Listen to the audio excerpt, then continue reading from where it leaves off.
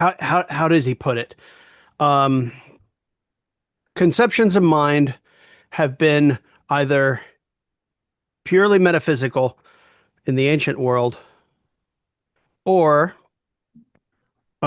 in recent years they have been staggeringly empirical only, but nothing that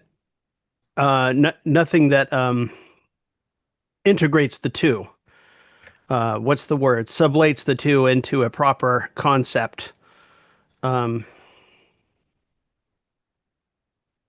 and that's the purpose of his system, is to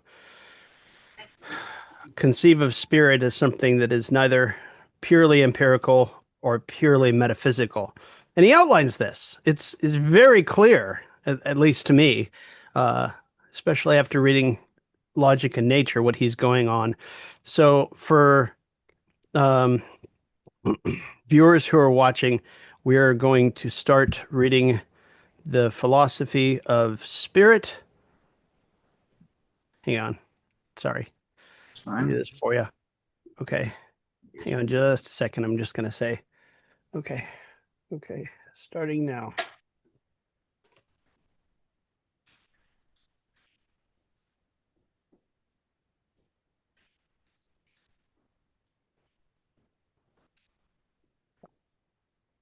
All right. So for uh, people joining us, if any, we're starting the philosophy of spirit. It's an awesome book. I've not read it yet, but I guarantee you it's awesome. Oop. Hang on just a second. I need to close that up. Actually, I should probably close that entirely so that my bandwidth isn't sucked away. Um, Sorry, I'm just getting ready. Okay, can you see that? Hmm.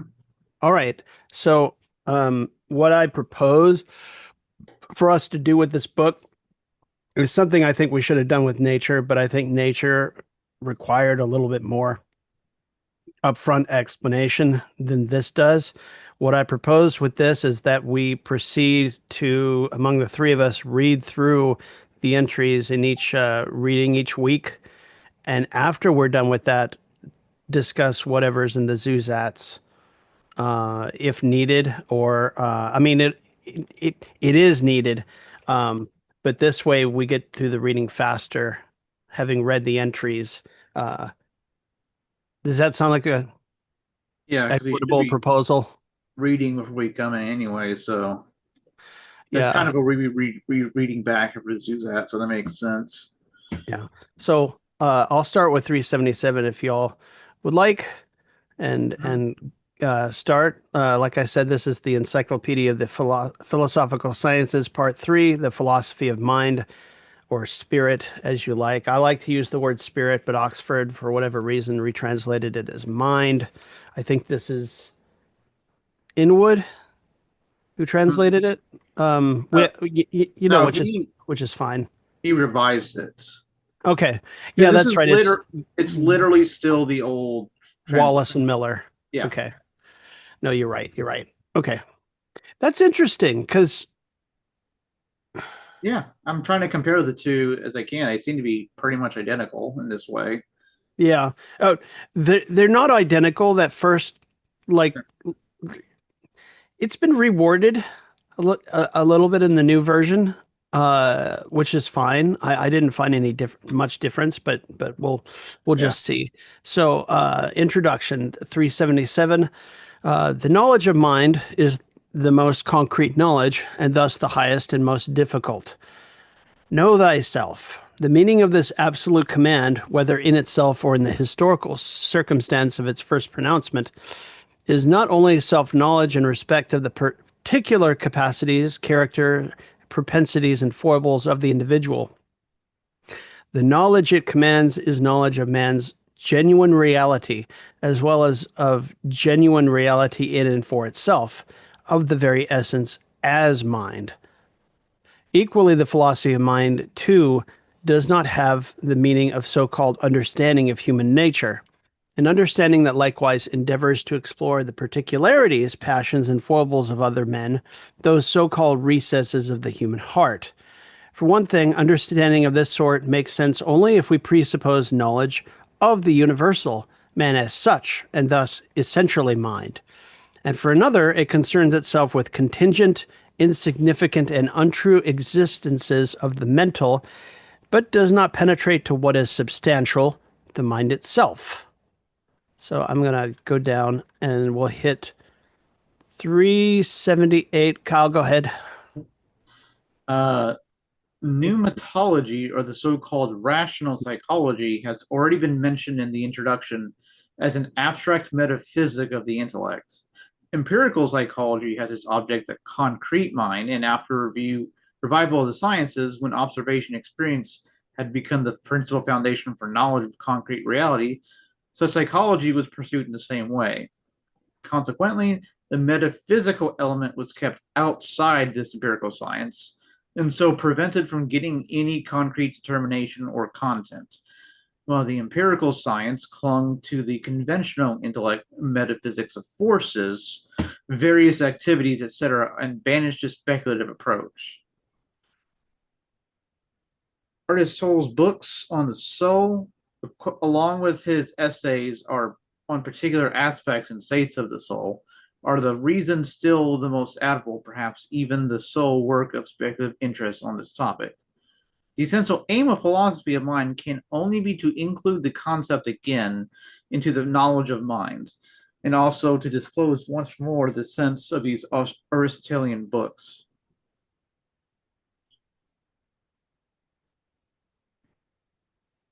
Uh, Muted. I'm going to resize the text so it's Okay. easier to read off the screen because right now it is, even for me, I'm like, what does that say? So Yeah, this no will problem.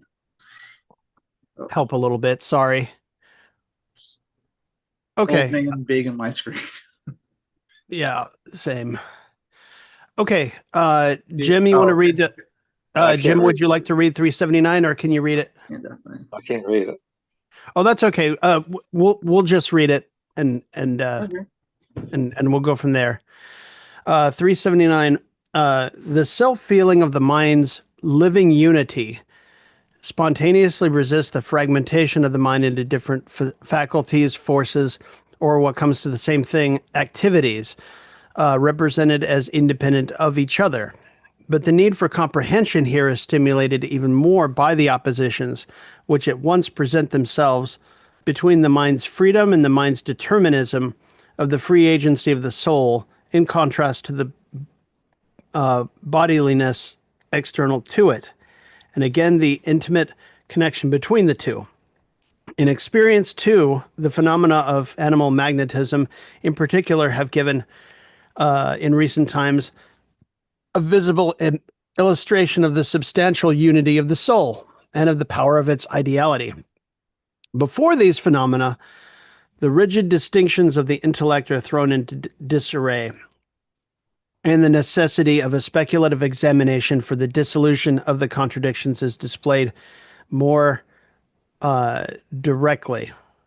Okay, and I put a note on here. Marx is on the Jewish question in the text. Um, Hang on just a second. Let me see if I can bring it up. Oh, great. Okay. Um, so Marx says, uh,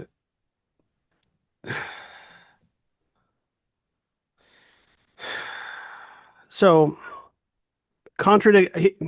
It's a fragment of a quote from the text, but he says contradictions in science are resolved by science itself, and he's basically quoting Hegel directly from Hegel's own copybook, as far as I'm concerned. Okay. Um, the uh, Marx, in one of the opening paragraphs, it says, um, well, he's talking about the German Jew. He says the German Jew in particular is confronted by the general absence of political emancipation and the strongly marked Christian character of the state. In Bauer's conception, however, the Jewish question has a universal significance independent of specifically German conditions.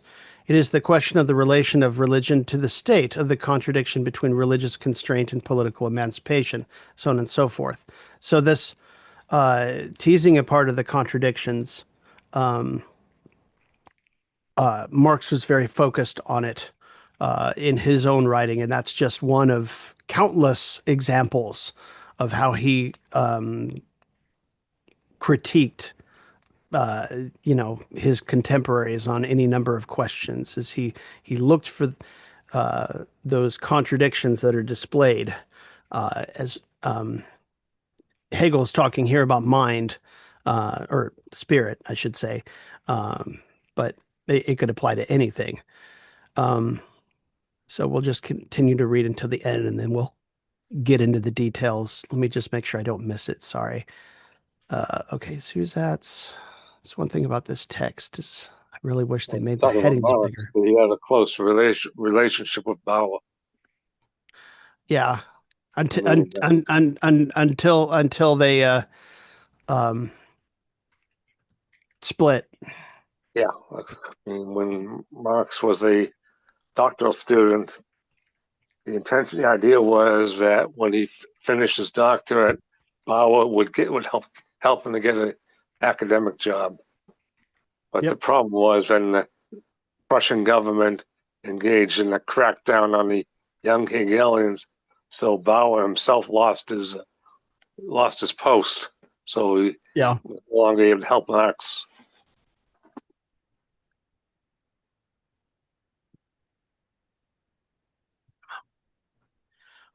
I'm going to go ahead and read 380 as well, if that's all right, Kyle. Yeah, it's fine. Okay. The concrete nature of mind involves for the observer the peculiar difficulty that the particular stages and determinations of the development of its concept do not also remain behind as particular existences in contrast to its deeper formations.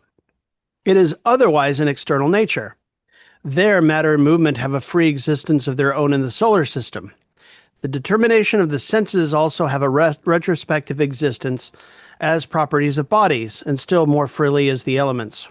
The determinations and stages of the mind, by contrast, are essentially only moments, states, determinations in the higher stages of development. As a consequence of this, a lower and more abstract determination of the mind reveals the presence in it, even empirically, of a higher phase. In sensation, for example, and this was interesting to me, we can find all the higher phases of the mind as its content or determinacy. And so sensation, which is just in abstract form, may to the superficial glance seem to be the essential seat and even the root of that higher content, the religious, the ethical, and so on. And it may seem necessary to consider the determinations of this content as particular species of sensation. But all the same, when lower stages are under consideration, it becomes necessary, in order to draw attention to them in their empirical existence, to refer to higher stages in which they are present only as forms. Okay. When he's talking about this, think about how the phenomenology of spirit is it's structured. You start with sense certainty, which is a very abstract, I don't know, means of seeing the environment. And then you look at the higher forms like religion, like he says, the philosophical, the ethical, and so forth, right? Is the religious an artifact of sense, or is sense an artifact, uh, a moment within the religious, right? Well, we know the answer to that question because we look at the structure and we say the religious contains sense as a moment, uh, according to his system. In this way, we need at times to introduce by anticipation a content which presents itself only later in the development. That is, in dealing with natural waking from sleep, we speak by anticipation of consciousness. In dealing with mental derangement, we speak of intellect, etc. Okay, so, um, so, okay, so let me try to organize my thoughts before I move on, because this can be difficult unless you know what you're looking at. So when he says that, uh, So he's contrasting external nature with mind and saying one can look at the empirical evidence in matter movement in the solar system. You can look into a telescope and see where the stars are going and where they've been and where they'll be again, right? Their path across the sky, the planets, the stars. Can you look at mind through a telescope and see where it's been and where it's going? No, it does not have. It does not have a visible trail that one can track scientifically. Marx makes this same point in the preface to Capital, in which he says we can't go into the laboratory and mix different chemicals to figure out what capital and capitalism is and analyze it. We have to use our brains to analyze these forms because they exist between people in a social hierarchy that requires this, right? And this requires reasoning, philosophical reasoning, science, in other words, as opposed to just the telescope and a piece of paper and a pencil. So that's kind of what he's getting out at here. I think is the fact that mind is harder to track. Versus nature is easier to track. Mind takes takes a bit more. Um, so, um, Kyle, go ahead and read 381. For us, mind has nature as its presupposition, though mind is the truth of nature. It is thus absolutely first with respect to it. In its truth, nature has vanished, and mind has emerged as the idea that has reached its being for self. The object to the idea, as well as the subject, is a concept. This identity is absolute negativity, since in nature the concept has its complete external objectivity. But this externalization of the concept has been sublated, and the concept has, in this externalization, become identical with itself. And so the concept is this identity, only so far as it is at the same time a return out of nature. Okay. What do we think of this statement? It's very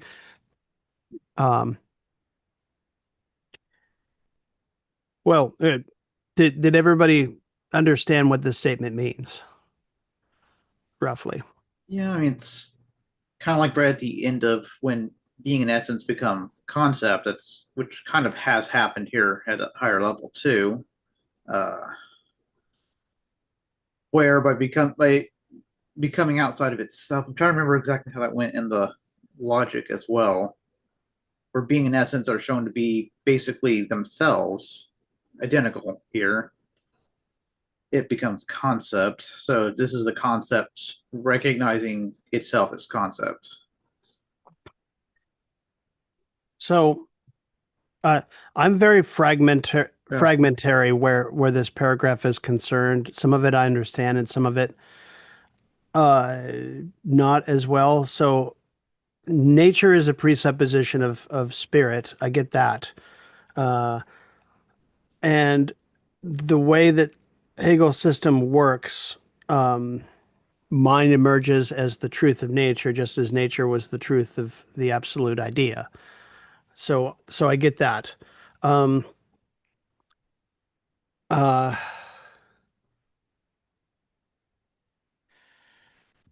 nature, uh, so nature, when he says nature is vanished, what he really means is nature has been sublated. Um, and is part of what mind is, although it's more the basis, sort of like the earth is the basis of life that emerges on earth. So there you go. The He moment gets where uh, the moment where mind actually recognizes there's more to itself than nature. yeah, yeah. The He point where, he yeah, we he gives become separate from nature in a way. Yeah, and he repeats the object and subject identity that was talked about in the logic, although in a more abstract sense. The same is true in mind, it's just a more filled out one, filled out with nature as well as the ideal. Um, so, yeah, externalization of the concept has been sublated. In other words, the fact that our brains or spirit is natural in the first place has been established, and it is coming back to itself. However, he says that returns to itself in mind. Okay, yeah, and there's a lot to talk about in the Zusats, but I wanted to get through the articles first because they cover the entire thing, and this one was especially long. I think he has a different understanding of the relationships between subject and object. There's, it's different from what you find, say, in Descartes, where there's a dualism between subject and object, Yes. which carries over into like British empiricism, like in Locke. That can go from Locke to Bertrand Russell, and they'll have similar understandings of the relationships between subject and object, and it's that understanding that Hegel rejects. Yeah. Yeah. Okay. 382, he writes, for this reason, formally, the essence of mind is freedom, the concept's absolute negativity as identity with itself.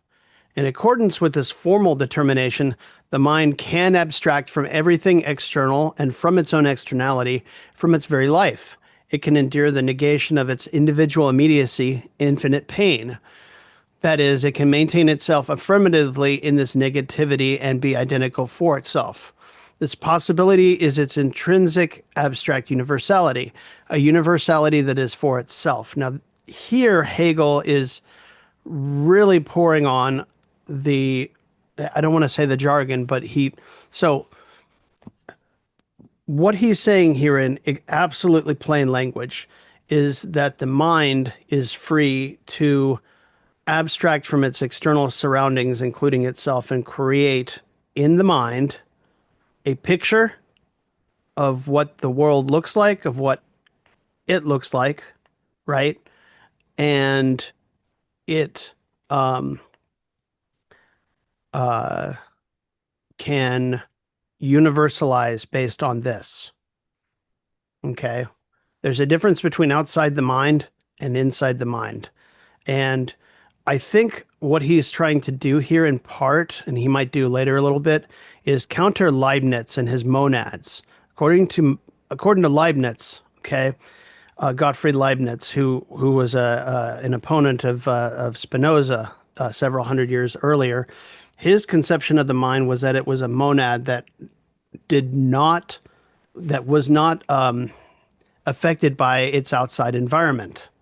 Okay, it was self-moving, but I can't remember the conception, but it was totally opposed to what Hegel is saying here in terms of what the mind is capable of doing in terms of freedom.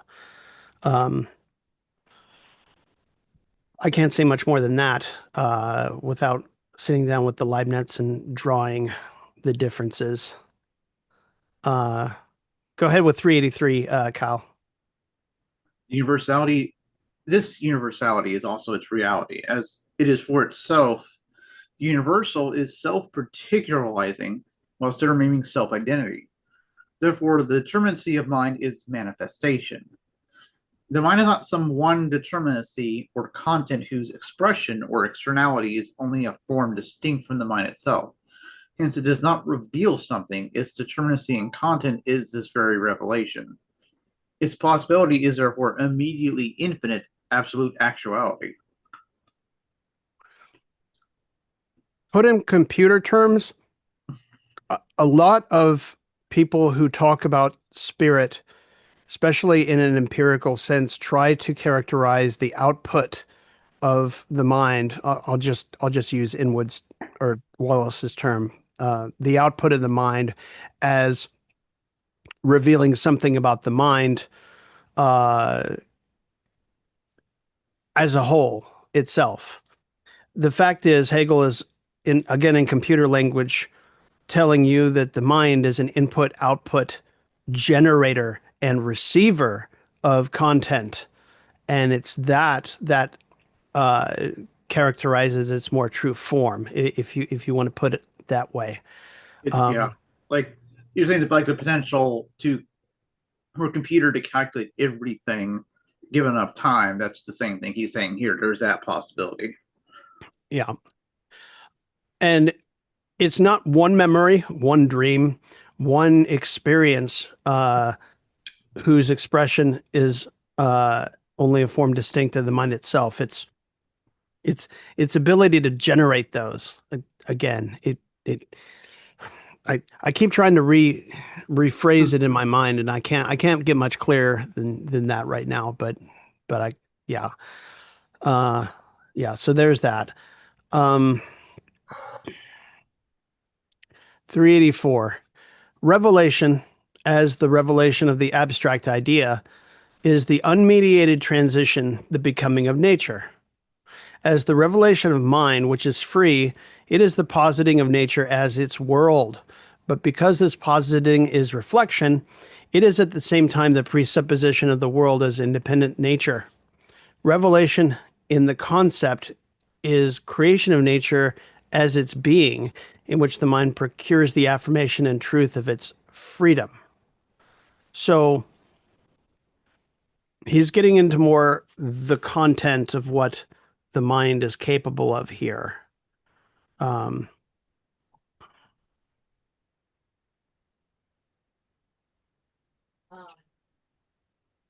so he's. Did you get? I'm. I'm. Did you get, I'm trying to understand this, but when he says the abstract idea as the unmediated transition, the becoming of nature, I'm thinking of how the idea itself becomes itself in the logic versus what mind, basically the revelation of mind, which is free, is capable of positing. It's capable of positing the content around it as opposed to the more abstract idea, which is just the idea, abstract idea by itself. If in abstract computer terms, and I may be wrong about this, but I think the abstract absolute idea is more like the firmware, whereas mind is the firmware plus the hardware being nature, right? And the fact is you read Hegel's system backwards, okay? We know firmware cannot run without hardware, and his point is the same thing. The hardware in nature is required to generate the firmware in the first place, which is the abstract absolute idea. And his point is that the combination, the unity of the two, absolute spirit, is the finished product, right? It's the human with the brain, who's based in space time by nature, and inside the mind as a thinking human being. Um, and revelation in the concept is creation, he says here, of nature as its being, in which the mind procures the affirmation and truth of its freedom. So uh, this is interesting to me. I I probably need to read further. Uh, I'm just going to read the remark. Okay. The absolute is mind. All right. This is the highest definition of the absolute. To find this definition and to comprehend its meaning and content was, we may say, the absolute tendency of all culture and philosophy. It was the point toward which all religion and science pressed on.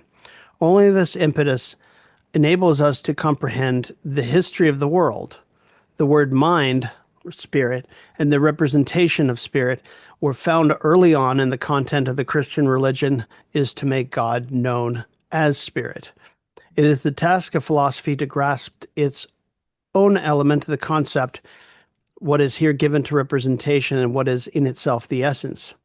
That problem is not genuinely and imminently solved until freedom and the concept become the object and the soul of philosophy. There's nothing in there that I disagree with as far as that goes. I'm not as familiar with his concept of the Christian religion and its ability to do this, but I think that's outlined in the Phenomenology of Spirit, which I've yet to read in full in the religious section. I think it's quite long. Um,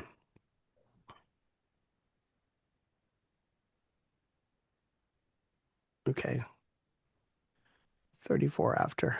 Let's press on. Okay, now he's getting to subdivision, and here is where I think we start to get a little bit of rubber on the road. The development of mind is as follows. In the form of relation to its own self, it has the ideal totality of the idea arise within it. That is, what its concept is comes before it, and its being is to be together with itself. That is free. This is subjective mind. So right now, we're looking at the ideal space inside the mind where the absolute idea manifests as the firmware. That's what I'm guessing here. 2, in the form of reality as a world produced and to be produced by it. In this world, freedom is present as necessity. This is objective mind. 3, in the unity of the objectivity of mind and of its ideality or concept, a unity that is in and for itself and eternally produces itself, mind in its absolute truth. This is absolute mind. So if you want a picture of what number 3 is, the unity, he's talking about the human mind in relation to its environment, and functioning is that input-output machine, I guess you could say, to put it in those computer terms again. Let's see how far this goes down real quick. Oh, all right. He's got 386. Go ahead and read 386, Kyle. Also, just saying, 'cause I mean, it's kind of not obvious. It's going to go subject objects absolute. That's pretty much what the doctrine and concept does too. Subjective concept, the object, and the idea. So yeah, like it now adjusting through itself from nature. Those three are now sublated and defined further. Yeah. It's probably the most concrete abstract thing from logic that start to make that connection here. The first two parts of the doctrine of spirit deal with the finite mind. Mind is the infinite idea. Infinitude here means the disproportion between the concept and the reality, but with the qualification that it is a semblance within the mind, a semblance which the mind implicitly sets up as limitation to itself, in order by sublating the limitation explicitly to have and be aware of freedom as its essence, i.e., to be fully manifested. The various stages of activity, which, with their semblance, it is the destiny of the finite mind to linger on and to pass through, are stages in its liberation. In the absolute truth of this liberation, the three stages: finding a world before it as a presupposed world, generating a world as posited by itself, and gaining freedom from it and in it, are one and the same. To the infinite form of this true semblance purifies itself to become knowledge of it. Do you kind of see what he's doing here? And I mean, he's summarizing the way that the development follows, and he talks about the first two parts and says that they are finite mind in isolation from each other. and only in their unity are they infinite. Um,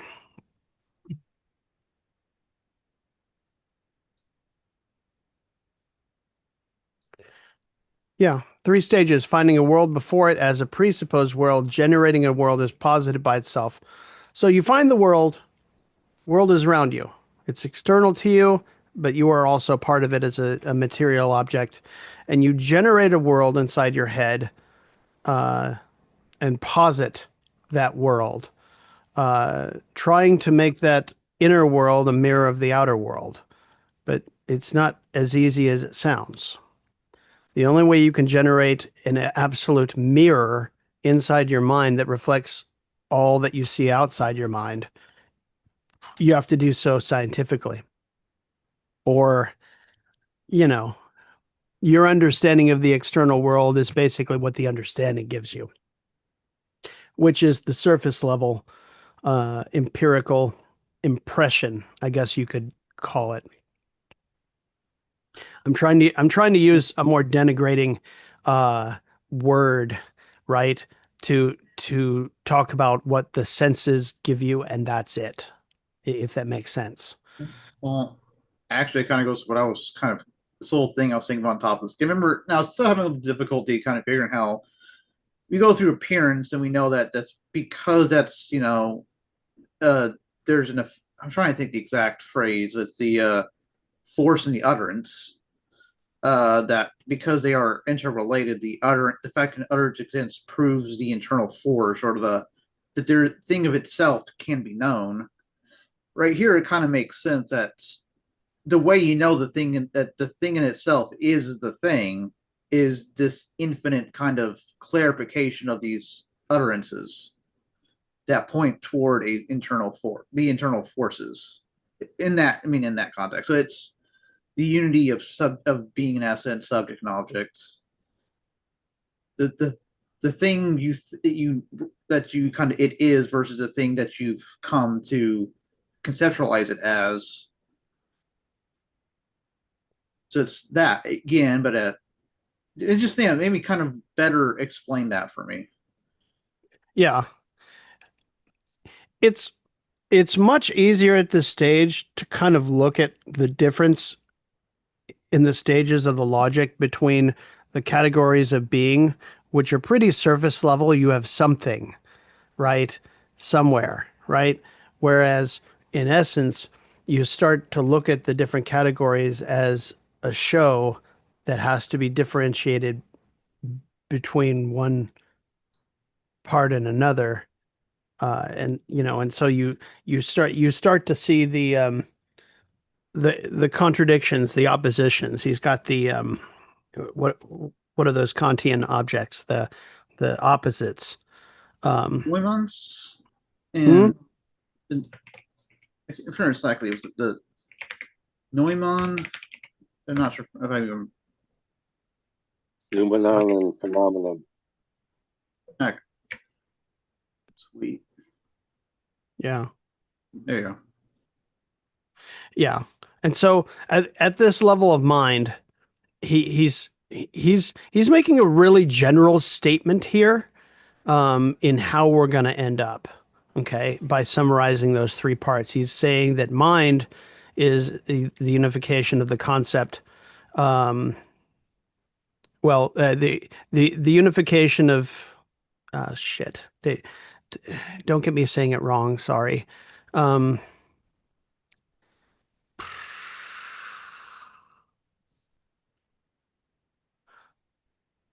So what we posit and the world have to be what they are what they are one and the same.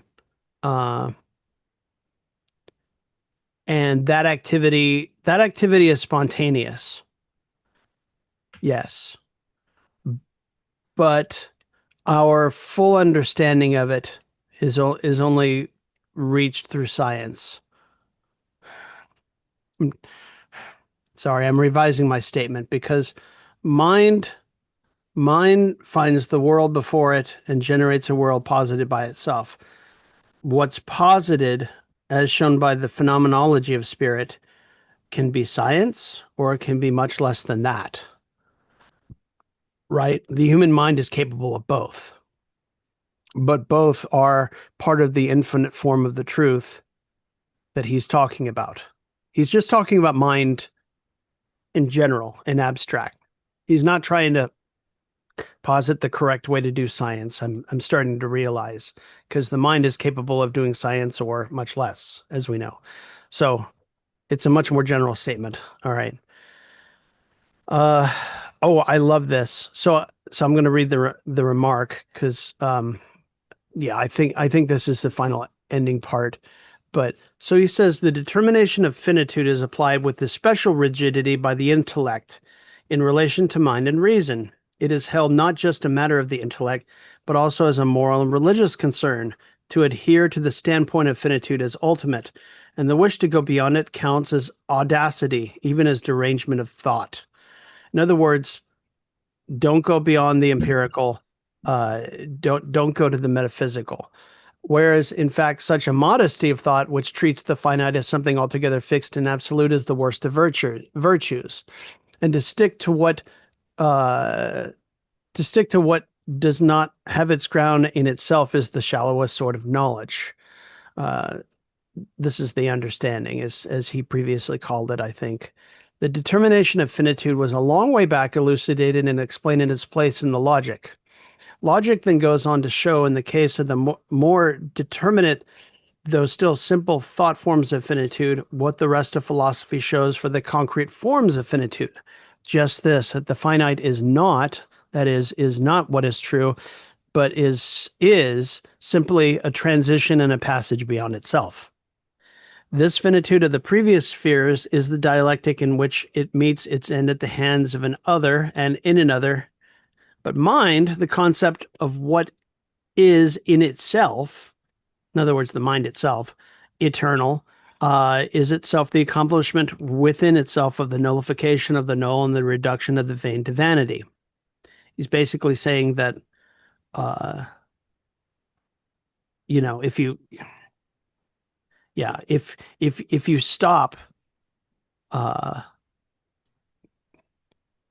before what is eternal, what is infinite, you're basically shortchanging your conception of what human mind is capable of in the first place. The above mentioned modesty is attachment to this vanity, the finite, in opposition to the true. It is itself, therefore, vanity. This vanity will emerge in the development of the mind itself as the mind's extreme immersion in its subjectivity and its innermost contradiction, and thus its turning point as evil. I find this very funny that he characterized it as evil, but I also look at this full sentence and think, so if we were to talk about this in terms of Marx's Capital, what are we talking about when we're talking about this modesty and vanity? We're talking about the commodity fetish. The commodity fetish is the appearance level interpretation of capital and of capitalist economy by the layman, who looks at what's going on, sees an appearance, and says that's what it is. And the problem, of course, with that is it's extremely subjective and is riddled with contradictions, just like the idea of finite mind, right? Finite mind and the how does he put it? The rigidity and adherence to only the finite is basically the same thing in these terms of saying that the only truth of capitalism is the commodity fetish as we see it. Of course, Marx has said that the commodity fetish is an appearance only. I'm repeating myself mostly to try to get it clear in my head. You know what I'm talking about, Jim and Kyle, right? Yeah. It basically makes sense. What you see without looking into it, looking into the essence. You see the being of capitalism, and the being of capitalism resembles what Marx calls the commodity fetish. What it actually is goes far beyond that appearance. And Hegel here is saying the same thing about mind. You cannot just look at the finite mind, but you must conceive of infinite mind. go beyond that finitude. And that's it. We can go back and we clocked in at 8:48. We can go back and talk about the Zuzatzes from the beginning, or we can just reread them on our own and talk about them next time. I would vote for the latter, actually, because I mean we've gone through what I think he's trying to do with the introduction, which is to define where the philosophy of mind is going, defining what it is, what it uh, sets its development up to do, and sort of give us an overview based off of the previous material, which I'll say it again. This book seems to me a much more concrete and easier to understand volume. But I think Kyle's right when he said that that's only because you've read the logic and the nature and you understand the content of those at least enough, if not completely, to understand where he's starting to build this concept of mind.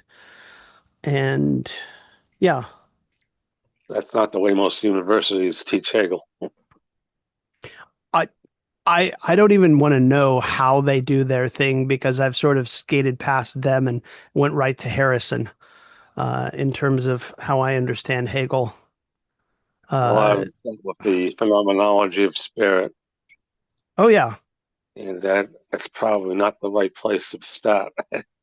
Because it's interesting you say that because in terms of our bourgeois understanding, I think it's a great place to start.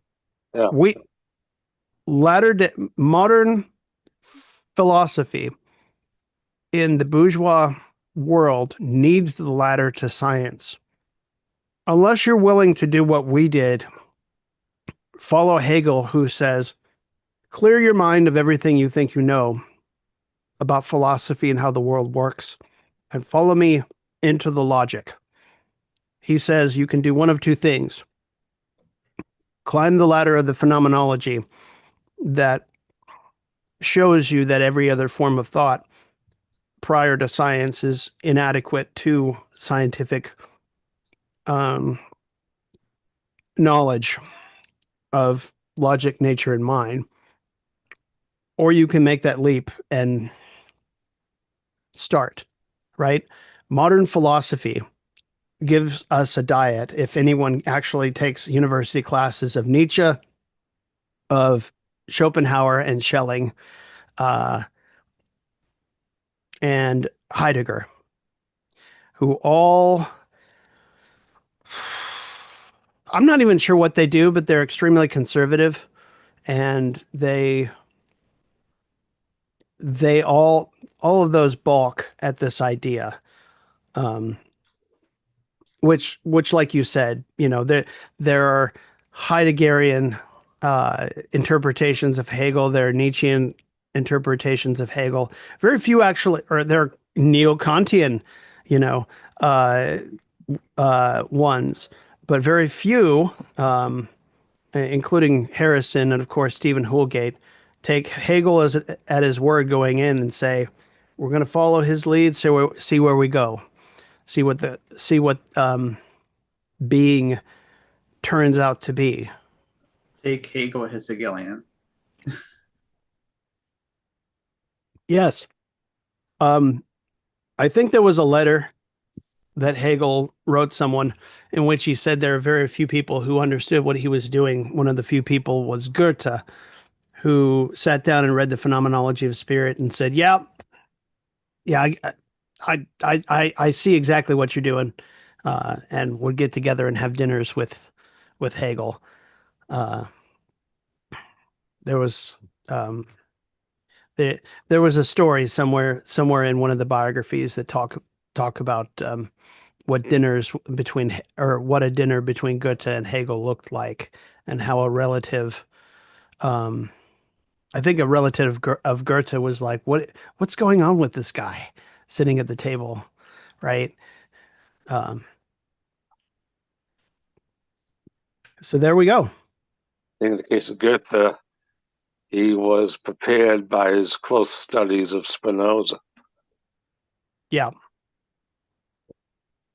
I think he saw that Hegel was building on what Spinoza had done earlier. Yeah. We went for a whole discussion about how Hegel was much more Spinozan than he was willing to admit. I think privately he was just fine admitting it if he was among the right company, but in Yeah. public he had to spurn Spinoza It was over the line because he was working for the Prussian state. yeah. Yeah. So section 1, subjective mind. Let's see how much we can get. I'm not even sure what to assign. So I guess so it gives the entry on subjective mind in general, and then it starts in on a anthropology of the soul. And so let me get the page numbers. I think this is going to be easier this time. So page 25 through, I'm just going to assign it randomly. Let's see how close to this I can get. Question: do you have the PDF of that uploaded? Yeah, and we can send it to you.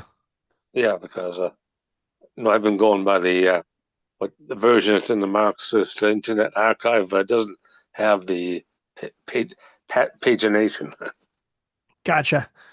Yeah. We'll send you a copy. So I would say page 25 through 35, read up to the natural soul. The natural soul starts at 391. Just to give you the sub, the SS 391. So yeah, page 25 through 35. We'll send you the PDF. Yeah.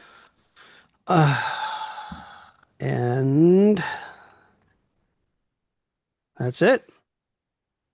Comrades, you guys have a great night.